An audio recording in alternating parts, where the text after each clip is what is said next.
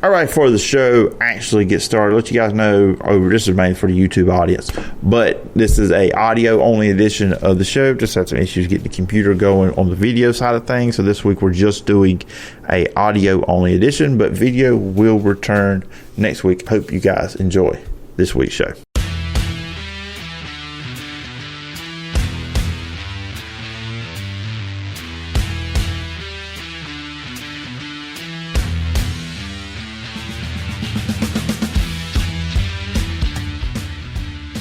Well, everybody, welcome into the Phillip Jordan Show podcast. I am your host, Phillip Jordan from Last Word on College Football, the 96.9 The Legend in Dothan, Alabama, where I'm the in-studio host and producer, Dothan Woods Football. On today's show, we'll be looking back at the college football playoff with Matt Murschel from the Orlando Sentinel. We'll break down both games, get Matt's thoughts on the upcoming matchup between TCU and Georgia, and even some LSU discussion from Matt here on today's show.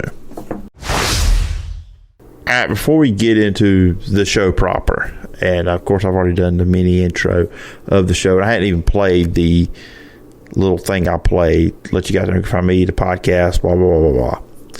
And it was a big football weekend, and you're going to hear me and Matt talk about the two semifinal games and a little bit of the national championship game coming up on Monday. Here's a few minutes when we talk about that. And I've been telling you guys as we get to the NFL playoffs, of course, we mostly talk college football, college sports here, but I'll let you guys know, and anybody that knows me knows I'm a big NFL fan. I like football. NFL, I watch a little bit of NBA, a little bit of MLB. Okay, let's be honest, I don't really watch Major League Baseball, but I do watch the NBA every once in a while, but it's not like appointment viewing. But appointment viewing for me is college football, college basketball after the football season, and then the NFL on Sundays.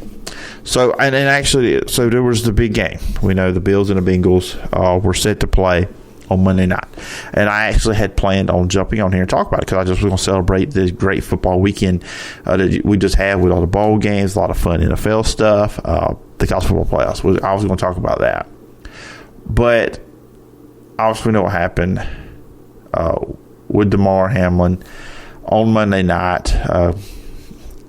I'm sure everybody's seen it or heard about it, but if there's for some reason someone hasn't, goes in for the tackle on T. Higgins. It was the third possession of the game. Bengals scored touchdown first, and then the Bills kicked a field goal. And he gets up. It seemed like a normal football play, and then he falls to the ground, and he found out he had a cardiac arrest. They did revive him, got his heartbeat going once again. CPR, he was down 9 minutes. You knew things weren't good. I mean, we're used to, when we see an injury like this, them going to commercial. This happens in college and pro football, so you're used to that. But then when they come back and Joe Buck doesn't really say much, and they go back to commercial. And then Lisa Salters does come in and say they use CPR. That's something you're not used to or accustomed to hearing on a football broadcast. I was thinking, okay, wouldn't it happen? He hit him, maybe he got jarred or something, he fell down. But it turns out to that, perhaps a blow to his chest, because I'm not a doctor. I'm just, seeing some stuff I've seen other people suggest with that. And it really puts you in perspective on all of this. I get on here once or twice a week talking all things football. Like I said, usually just college football. We start talking about stuff, breaking stuff down, and just really like everything's important with what's going on in the game. And this game was super important, but now it's not. It's irrelevant. That game is irrelevant. Of course, they suspended play. There was talk about the 5-minute thing, that they were going to start playing in 5 minutes after the ambulance then left the field. The NFL has said that never was going to happen. I don't know if we have a straight answer, which that doesn't matter either. But it just changed the way you really look at this, because then it becomes, this is to me, this is not a football story. It's not. This is a human being story, and somebody that's 24 years old. His mother was there. Did not expect this to anything like this to happen, obviously. And it's just one of the things we just need to come together and pray for this young man to come through from this. Because it's just not something we're accustomed to seeing on the football field. I mean, it's just not. We're used to seeing players get hurt. Maybe we're just used to it. I mean, maybe that's wrong too in its own self. Used to a player maybe get a concussion. He's down on the ground, but then we get the thumbs up. They go on the stretcher, or they go in the ambulance. We get the thumbs up. Yeah. Now let's go play football. That was not the case on Monday night, and I was shaken. And I can't imagine the players, what was going through their minds, what's still going through their mind at this moment. As I'm talking here to you, you're listening to this show, of seeing their brother, their teammate, that happened to them and in the opposing teams. And the NFL made the right decisions, but I also believe the players made the decisions too as well. They knew, the coaches knew, they weren't going on the field again. They could not take that field and play on Monday night. And I don't know where you go from here.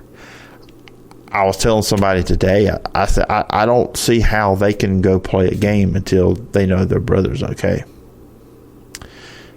And then, like I said, he's critical condition, sedated, the last thing I saw with Damar Hamlin. And you just have to sit here and pray and hope he's okay. And as we move forward, because what we're going to do in this show, I'm going to talk about football. We're going to talk about sports. And we're going to talk about this upcoming these playoff games with Matt Murschel from the Orlando Sentinel, and also going to look ahead to the college football playoff. But I didn't feel right just coming on here and ignoring it, just acting like it didn't happen. We're just going to move on with the day. I just didn't feel I was right, because even for me, I love this. I love talking about sport. And look, I didn't play, so I have no idea how it feels to see your brother down like that. I mean, obviously, players aren't used to seeing it like this, but at the same time, other injuries, don't know what that's like. And a lot of people are criticizing the NFL and maybe how they handled it. They've never been in this situation before. They didn't really know what to do.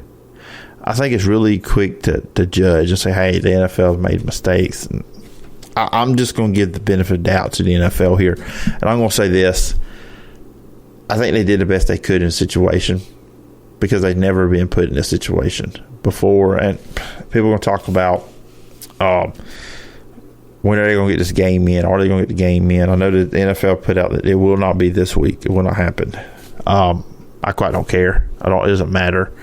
The most important thing is Damar Hamlin going into this and what happens moving forward, and hoping and praying that he's okay. So I wanted to talk about it here on the show. Like I said, I didn't feel right just completely ignoring what happened on Monday night. Like I said, I know this show's predominantly when I talk football, college football, but I believe this is something that's on the minds and of all football fans and just people in general. It's been great. I see so many people come together. The charity, all the money I saw, it's getting near or past $5 million. His charity, his GoFundMe. So people are supporting that and supporting him and his family. And that's all we can do right now is hope and pray Damar Hamlin is able to be okay, that he can recover from this and continue on with his life. Not even talking about football, just to continue on with his life as he's obviously fighting for it. All right, so we're going to jump into, and there's no easy way to transition out of that to what we're going to talk about next. Here is my conversation with Matt Murschel. If you've made it this long on the show, obviously you can tell this is an audio-only edition of the Phillip Jordan Show podcast. Be back with full video next week. But here is me and Matt Murschel from the Orlando Sentinel discussing this past weekend's college football playoffs. And we look ahead to the national championship game between TCU and Georgia. Remember, you check out the Phillip Jordan Show podcast on Apple Podcasts, Spotify, wherever you get your podcasts. If you're on Apple Podcasts, please follow, rate, and review. You leave a review, I will read it on a future edition of the show. You can also check out the show every Wednesday on the Phillip Jordan Show YouTube channel. Just subscribe button, hit the bell for all notifications, and leave a comment on a video, and I'll read it on a future edition of the show. You can also check me out over on social media at PJordanSEC.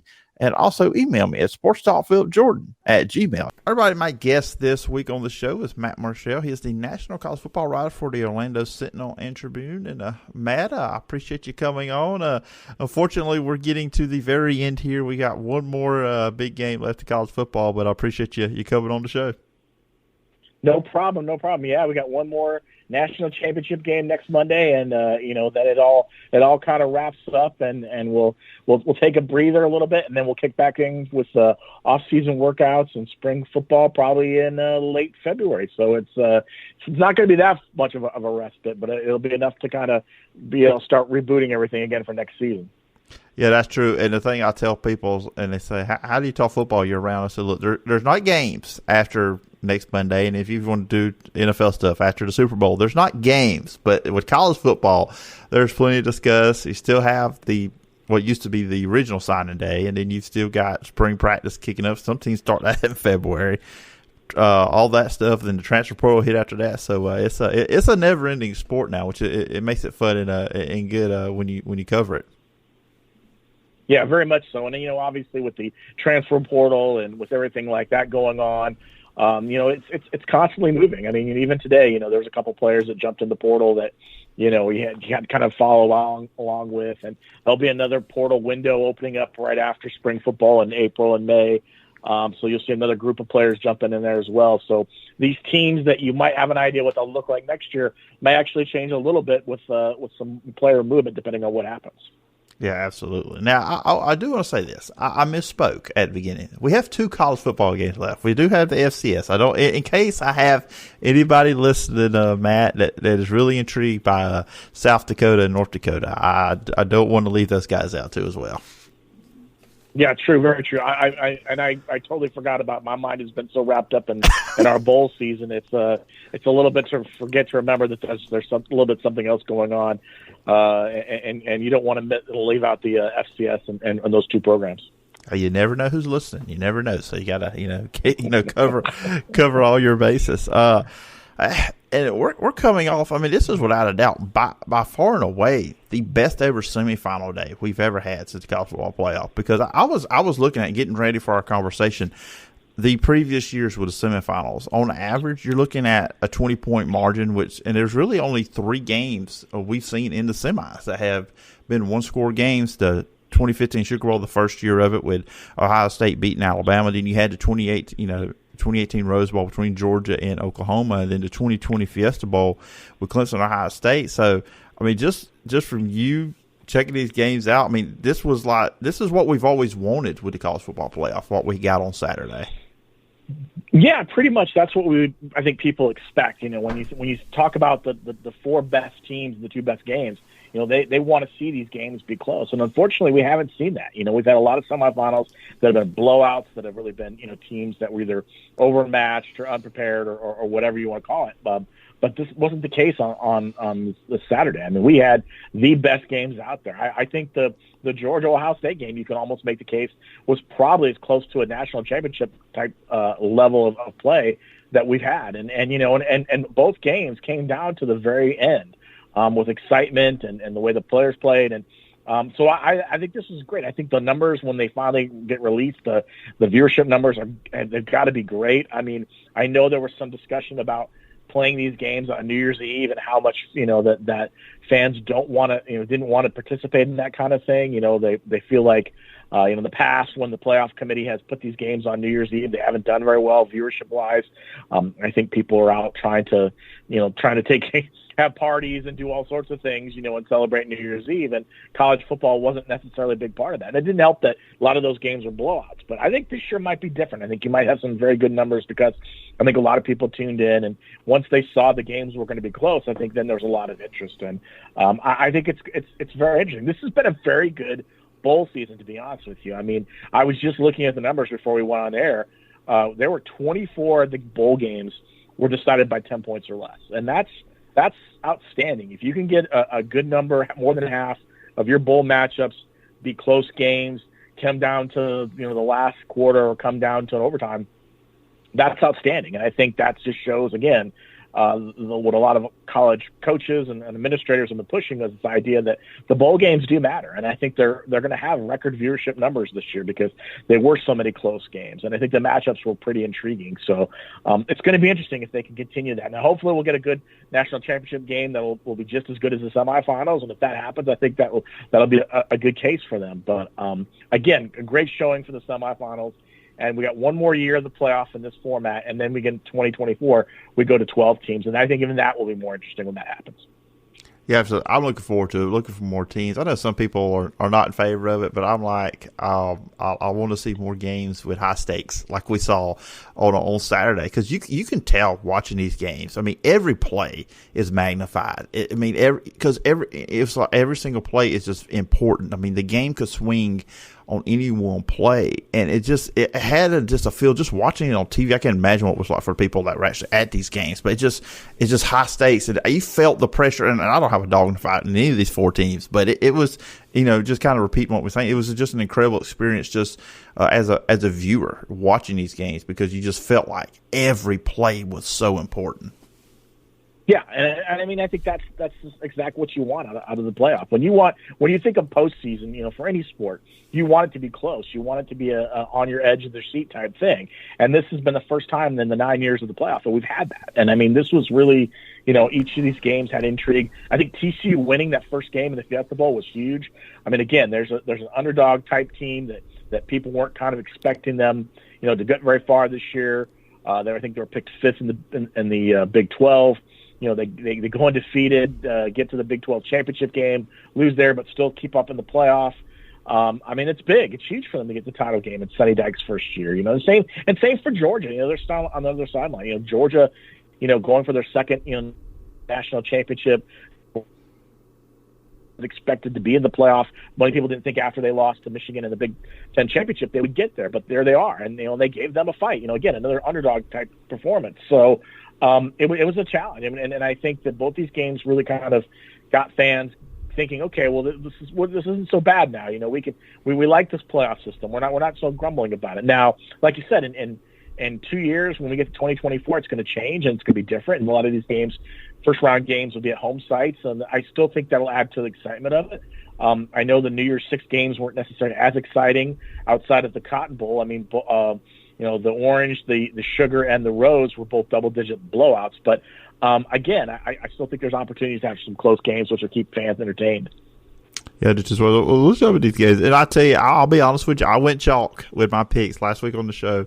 I predicted Michigan and Georgia, and I predicted because I thought both of them are really good at stopping the run, and they're really good at running the ball. Just their defenses, which I was proven wrong both games with what we got. But, and I was going through everything that happened, especially with the TCU-Michigan game. If we would be here an hour just breaking out this game if we went down, just the big plays on this one. But what stood out for you the most? I mean, why was TCU able to come out with the victory against Michigan? Well, I think what they did is, going into that game, everyone was talking about the physicality of Michigan's, offensive and defensive lines. They felt they would be able to manhandle TCU. It was actually the opposite. TCU came out and really was much more physical up front, and they were able to establish the run. They were able to keep kind of Michigan on their heels, especially on the offensive side of the football, and they were able to take advantage of situations and put up points. You saw what they did. They really kind of confounded J.J. McCarthy at times. I mean, he threw 2 pick sixes in the games. When's the last time you've seen a quarterback throw 2 pick sixes in the game at this level, when you get to the semifinals, So they were able to confuse him there. They were running the ball really well. Even though they lost their top running back, Kendra Miller, they were still able to find ways to get the ball when they needed to. Max Duggan did a great job of finding his receivers open, taking advantage of situations. Now, Michigan got back into the game in the second half because they were able to take advantage of some broken down plays, and they also get some big pass plays. But again, I think the way the TCU won this game was they were the more physical team, and they really kind of dominated Michigan up front. And I think that was something that a lot of people weren't expecting to have happen. And in the end, I just don't think Michigan had enough. Once they found themselves down and they knew this was going to be a back and forth affair, I don't think Michigan had enough horses to get there and outscore them. And I also felt at the very end, there was some questionable clock management by Jim Harbaugh, where maybe they could have tried to get a little kind of extra plays there as well. But I think TCU, again, went in this game with the attitude of, we got nothing to lose. If we lose this game, everyone's going to say, well, you shouldn't have been there anyways. But you go out there and you play like you've been playing all season long, and you surprise some people, and I just don't think Michigan was prepared to kind of face that. Yeah, I agree with you. I thought there were some instances in this game where Jim Harbaugh really was head scratch at that point, because I believe that was when they were going in for the score to get within one score. They took up a lot of time. There was no sense of urgency there. And then that first possession, they get down on the goal line. I'm in the mindset, and I'll be intrigued to see where you stand on this. Look, that's the first possession of the game. Get a field goal, get those first points, but they go with the trick play with the Philly special off a timeout, so you're probably not going to surprise TCU. That was a moment in the game too. I'm like, I didn't understand what Jim Harbaugh was doing there. Yeah, I agree with you. I don't think that's the play you run. I mean, especially considering they kind of marched down the field. They were running the ball well. They did a pretty good job of mixing in the passing game. They get down there, they call the timeout. And I think that's when TCU, like you said, their defense came in and said, okay, they're going to do something different. They're going to come out and do something with that maybe they're going to throw a trick play at us. And, of course, they came out with that Philly special, and there was nothing there, and I'm with you. Get the field goal, take the points, and then move on and see what happens. I think what Jim Harbaugh was hoping would happen is they'd get a touchdown and they'd kind of establish themselves a little bit, and then maybe that would kind of, knock TCU on its heels. And it didn't happen that way. And instead, TCU comes out and really says, okay, well, we're gonna show you, and then they went ahead. There was a couple plays like that where I just felt like there were opportunities for Michigan to do some things, and they just weren't able to take advantage of it. I thought the two pick sixes were really bad interceptions. Were really, and for J.J. McCarthy, I think that there were just throws that weren't there, and I also think there were some, even in the third quarter when Michigan seemed to get some momentum, their defense, didn't really kind of step up for them. They get 10 quick points to start the second half, and TCU gets back-to-back touchdowns. One of those being the pick six. And, that kind of kept them ahead. And then they never were able to kind of, get themselves established a little bit. And then at the very end of the game, I felt like once they get the thing down to 51-45, they had an opportunity to try to come down there and maybe try to score again. And they took too much time on the clock, and they didn't have any timeouts. And, I just felt like there were opportunities where they could have done a much better job of using the clock management. And then that's always been the knock against, Jim Harbaugh at times, is that he's not very good when it comes to the clock. Yeah, I've seen and all the stuff as Michigan fans and just natural, people just looking at, how some stuff was handled there. And just for you with TCU, this has pretty much been their season. They're coming down to the wire. I feel for anybody that is a TCU fan. It's always got to be a stressful situation at the end of these games for them. But just, from what you've seen from TCU and Sonny Dykes in year one, obviously, just coming back, his first year, they were 5-7 last year. Just what have been your thoughts just seeing what he has been able to do this year to get this team in a position where they can play for a national championship? Well, I think part of it is just, comes with the quarterback. Max Duggan, he wasn't the starter when they started the season. He came in when the starter got hurt. And I think what you saw there was he kind of had this kind of gunslinger mentality that I think, which really kind of gravitated the kind of play that Sonny Dykes was putting in there. And I think that worked with them. I think, when it came to playing some of these teams, they were able to come out there and show a little bit of swagger. They ran the football really well. I think that was something that was going to be key for them. If they run the football, they were going to do really well. And then, you look at their defense. The defense has played well, throughout much of the season, and it come up at big at times when they really needed it. And those are all things that were going to help them kind of find success. They're also a very opportunistic team when it came to turnover margin. They did a great job of not turning the ball over a lot. They got a lot of interceptions. The secondaries played really well. And all those combined kind of helped them out. And I think that's been something. And they've been aggressive, when it comes to on the defensive side of getting sacks. So I think all that thing combined kind of just showed this team kind of really stepping up and emerging and becoming a force in the Big 12. And it didn't hurt that, Oklahoma struggled. Texas struggled a little bit at times at first.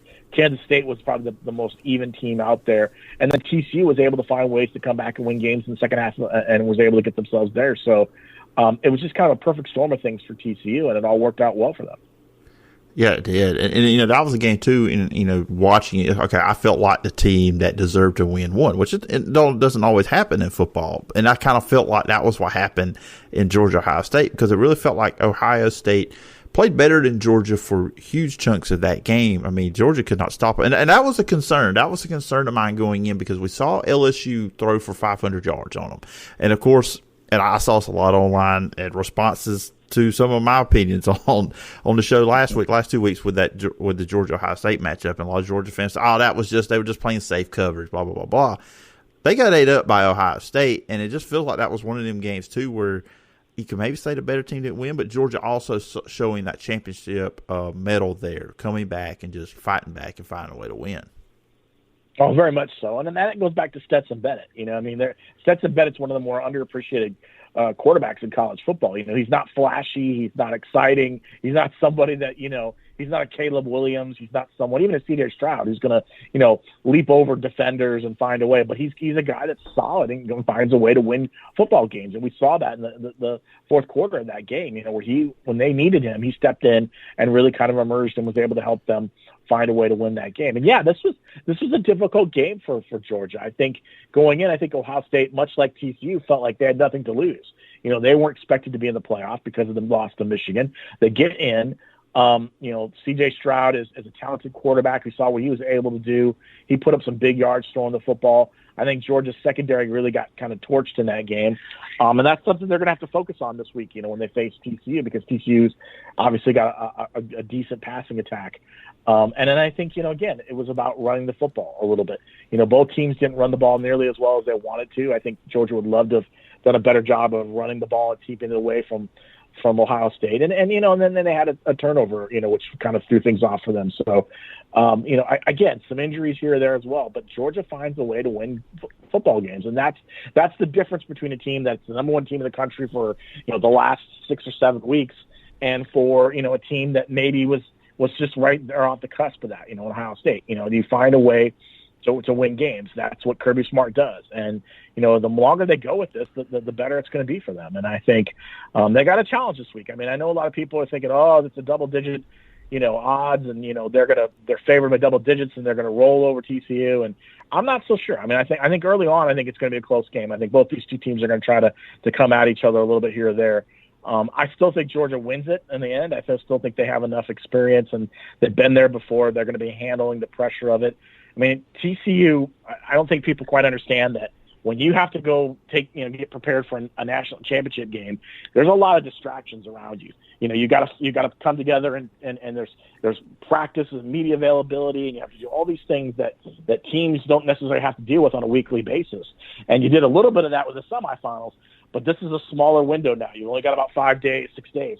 So they're going to have to figure out a way to kind of put get those distractions out of their head and focus on this game. Georgia's been through this last year. They understand exactly what it takes. They have a lot of experience. They're not going to get caught up in all that drama. In watching the Ohio State games, particularly in the second half, I mean, as we talked about, Ohio State was moving the ball. They were very successful. I mean, C.J. Stroud, he threw for 348 yards, 4 touchdowns, ran for 34 yards too as well. But to me, it looked at times in the second half. I mean, Jalen Carter, the rest of that defense for Georgia, they looked tired at points in that game. I mean, they were having a hard time just, sometimes chasing down the Ohio State receivers and C.J. Stroud too as well.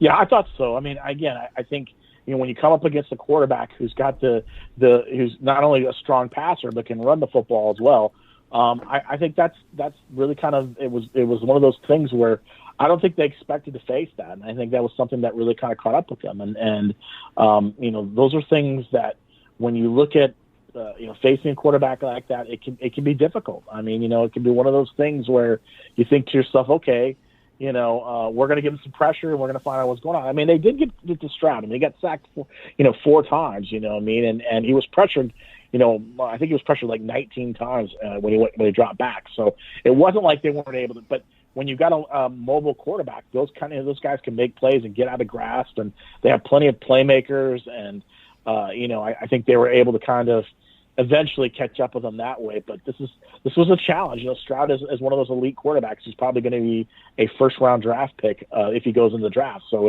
it's going to be interesting to see, how they face a guy like Max Duggan, a much different type of quarterback, still mobile, still can find ways to get the ball downfield, but I don't think is nearly as accurate as C.J. Stroud is. Yeah, he looked at his best. He looked peak. I mean, C.J. Stroud. I mean, and one criticism I think I've seen from when he plays, and this is one for me, and it was his one he doesn't run too outside the pocket. But I guess we got to say though, the biggest play of the game wasn't made by a player; it was made by Kirby Smart getting that timeout. And when it was down 38-27, Ohio State was going to go for the fake punt, but right before the snap, he calls the timeout. Obviously, had help there. Someone. Doing their job in the on the scouting side, that was probably what Ohio State was doing. But that was really just a huge moment in the game. Yeah, very much so, because it looked like, and in fact, if he doesn't get he got the timeout, but they ran the play, they were going to get the first down, and then that was going to change. That would have let Ohio State kind of do what they needed to do and keep moving forward. So that's experienced coach. That's experienced coaching staff. You have people who are on making sure. And I think, if I'm not mistaken, Ohio State tried to run that play in the Big Ten championship against Michigan earlier in the year. So I think they had seen that before, and maybe they didn't get a chance to, they understood exactly what was going on. And those are key moments. I mean, those are moments where both coaches are trying to do whatever they can to win the ball game. And I think, for Ohio State, that was kind of why I think this game was so close, is Ryan Day was willing to throw out the book. He wanted to figure out any way he could to try to find a way to take advantage of situations, and it wasn't going to happen. And Kirby Smart wasn't going to let it happen.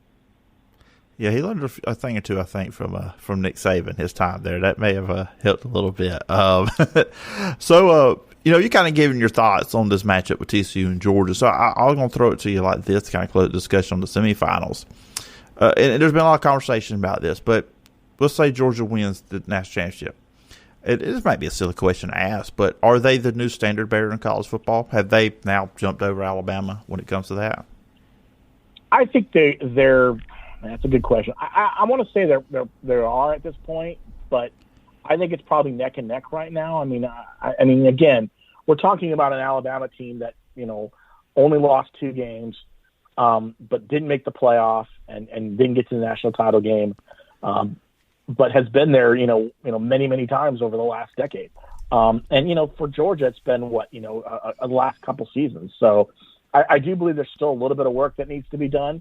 In Georgia's case, I mean, you obviously feel like you've been there now the last 2 years.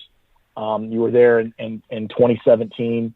I think if they can find a way to get back in again, next year, which they very most likely can, I mean, they'll probably be the number 1 team in the preseason rankings again, even if they lose Stetson Bennett, obviously, and they'll have some other pieces they'll lose. They still brought in one of the better recruiting classes. They still use the transfer portal really well. I mean, then you got to start thinking, yeah, this is it. I think, it was Alabama and then Clemson for a long time, and then Georgia's now getting there. I think I would put the Georgia at number 2 at this point. I mean, again, if they win it back to back, that's always tough to do and something that hasn't done very often, but they're getting there. They're finding ways to be in the elite team. And they keep doing it with losing players to the NFL. I think that's exactly how Nick Saban did it when he's been at Alabama for so long. My last question for you. I know on the 2nd of January, of course, where you at in Orlando, you got to see LSU defeat Purdue 67-3. And I know Purdue were without new coach. The coach is gone. Also with quarterback O'Connell gone and its top receiver gone. But still, looking at LSU, I think LSU is going to be a team that's going to be talked about a lot last year as a top 10 team, because of what they did this year in year 1 under Brian Kelly. Just what were your thoughts on seeing LSU up close and personal to close out the season? Because they had the tough loss to Florida State to start the season, and then kind of going with a 10-win season here in Brian Kelly's first year. Yeah, it was interesting because I was at that first game. I went to New Orleans to cover them taking off Florida State. You could definitely see they were a rough around the edges of that first game.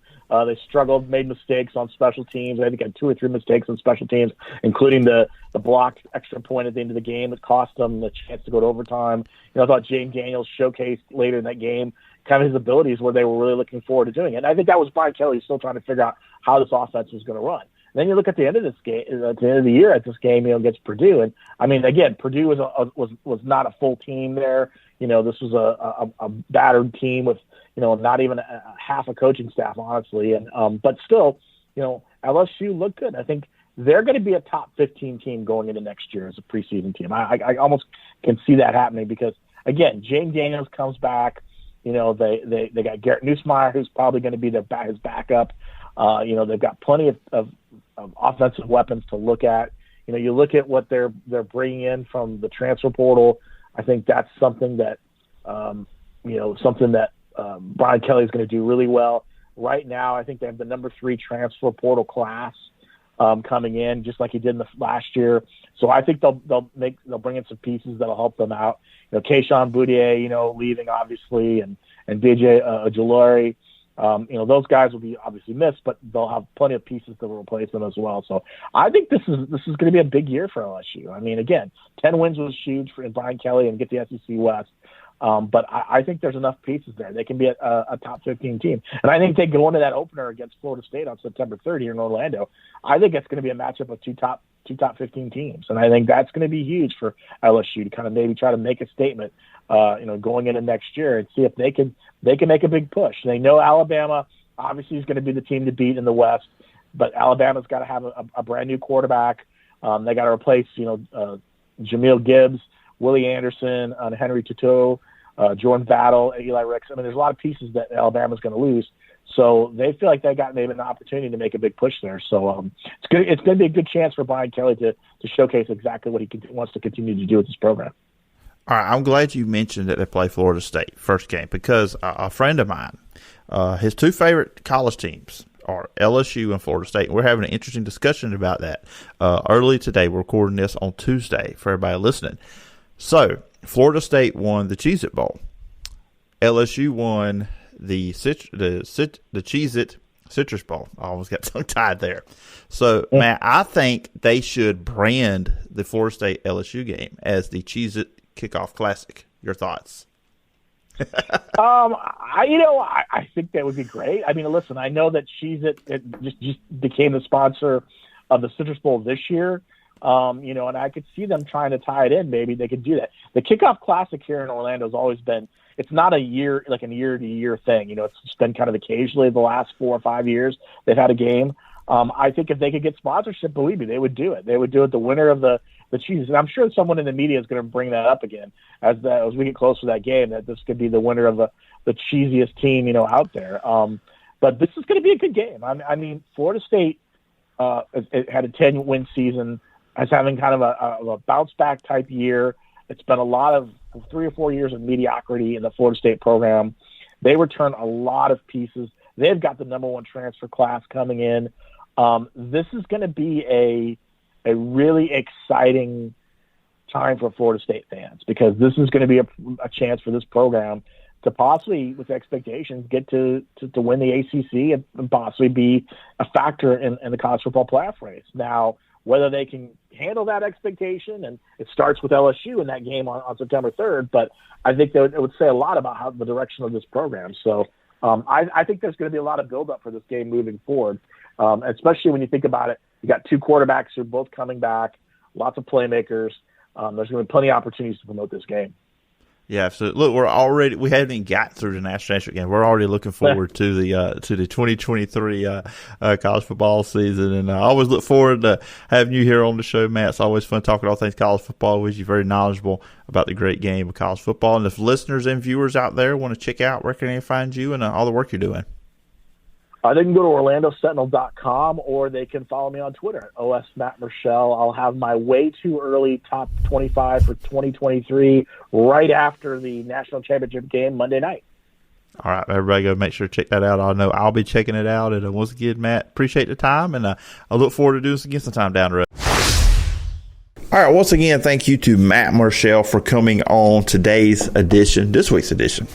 Since I went back not doing one every day, I kind of want to say today's edition, but this week's edition of the Phillip Jordan Show podcast. And just, wow, the playoffs. I mean, you heard his thoughts. And it's just, I went in this game, like I told him, Matt, in our conversation, I went chalk with my picks in this one. I really just thought it was going to be Georgia. It was going to be Michigan just because how they could dominate on the offensive front and the defensive front. And neither team did that. Georgia comes away with a victory. I went into that. I thought Jalen Carter would just dominate, cause pressure at the middle, and I didn't think C.J. Stroud was a quarterback that could roll out, could get away from pressure, and still be effective. He did a great job running the ball, 34 yards rushing. He showed a lot in that game. He really showed why he is going to be a first-round draft pick, and him and C.J. Stroud right now, Bryce Young and C.J. Stroud, are the two top guys, in my opinion, there, and Georgia just could not stop. And that was my concern going into that game, was the LSU game a sign of things that could happen against Ohio State, because Ohio State has a better quarterback and better receivers than LSU. So if LSU was able to do that, what could Ohio State do? And they did that. Now, whenever Ohio State felt pressure, which is just like any team, they did have issues dealing with what Georgia was presenting, but they did a good job for a lot of the game of protecting C.J. Stroud. But you also got to give it to Georgia there, because they just continue to fight back. This team is not the team that was last season, especially on the defensive side of the ball. They're not as good. They're a really good defense. I mean, you did go up against a team with two sets of receivers that are going to be, with a set of receivers that's going to be playing in the National Football League.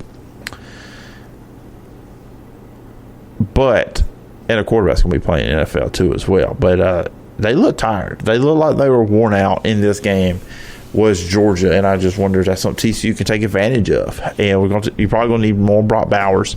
And Stetson Bennett did have a stretch in that game, really from the end of the first half into really the fourth quarter. So like a good 25 minutes of game time that he had some issues there. And Kirby Smart talked about it when they went in at halftime, that they were going to need him, and he wasn't happy with Stetson Bennett. Stetson Bennett had a career day, obviously, in this game. Threw for over 300 yards. I mean, just a tremendous performance by him. 23-34, 398, 3 touchdowns, 1 interception. Arian Smith had a big game. Having AD back there for Georgia as well was big. Brock Bowers, too, he does better. Has more an impact at the tight end position against TCU. And for TCU, I went that game, and I told Matt this here, you heard me say it, that going into that one last week when I picked the game, my whole thing was TCU has given up a lot of rushing yards lately to Kansas State and to Baylor, and Michigan's really good at running the ball, regardless if the running back is Blake Corum or Donovan Edwards. And he has success early, but then they got a good lead. They put Michigan situation for Michigan third. Well, J.J. McCarthy had a tremendous game against TCU. 20 of 34, 343, and 2 touchdowns. He had 2 interceptions. He had 50 yards rushing, 1 touchdown as well. But TCU came in there, they were the more physical team, and that's why they won. Now, I'm not going to pick the game. Yeah, you say, why not? We want to hear from you next week. I'm not going to pick the game. I'm going to do it on Monday. So I was thinking about over the weekend. So the last 2 weeks where I've only been doing one pod a week. And those had 2 guests on it too. So that kind of contributed for the shows being as long as they were. But I'm going to do something I used to do on my original podcast, Sports Talk with Phillip Jordan, which this show's kind of slowly transitioning into what that show was. I did something on Monday. I didn't really call it this then, but I probably will call it this now. Be Monday weekend observations. So every Monday going forward, I'm going to try to drop a podcast with just me for about 20-25 minutes, just going over some stuff I saw. Now, I won't be going over the whole weekend of sports or football, whatever we're talking about, but what I will do, the games I watched, everything I saw, just kind of go over that. And I watch a lot of stuff. A lot of the stuff I think people care about. So we will do that on Mondays, and then later on in the week will be the guest interview, the guest focused episodes of the show to go about 30 or 40 minutes. Try to keep it around that, because I like doing the solo stuff. I figure instead of doing one show, or I'm doing 20 minutes of solo stuff, and then you're going to throw in more guests, kind of break that up a little bit, two separate things. So Monday will be weekend observations, and then later in the week we'll do the guest stuff. That's what I did on Sports Talk with Phillip Jordan. So that's why you're not getting my pick until Monday morning's podcast. And that's going to do it for the show. I appreciate you guys checking out the show, and let's continue. Prayers for DeMar Hamlin. Hope he pulls through. Just pray for his family too. Just tough time for them as well. Teammates, friends, family, all that good stuff. Pray for them moving forward. Remember to check out the podcast on Apple Podcasts, Spotify, wherever you get your podcast. If you're on Apple Podcasts, please follow, rate, and review. Leave a review. I will read it on a future edition of the show. You can also check out the show over on YouTube at the Phillip Jordan Show YouTube channel. Hit the subscribe button, hit the bell for all notifications, and please leave a comment on a video, and I'll read it on a future edition of the show. You can also follow me over on social media at PJordanSEC. You can email me at sports.phillipjordan@gmail.com. And you can check out all my written work over at Last Word on college football. Hope everybody has a great weekend. I'll talk to you Monday with my national championship prediction and some other good stuff. You've been listening to the Phillip Jordan Show.